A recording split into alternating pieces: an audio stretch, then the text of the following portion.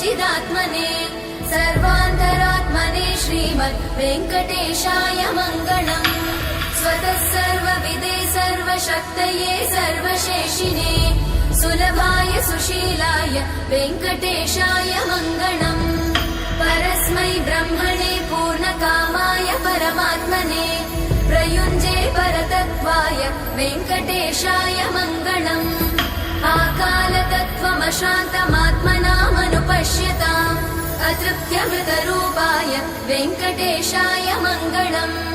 प्रायस्वचरणौ पुंसां शरण्यत्वेन पाणिना कृपया दिशते श्रीमद् वेङ्कटेशाय मङ्गलम्।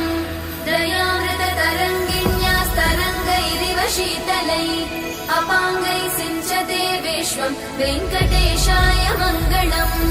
स्रग्भूषाम्बर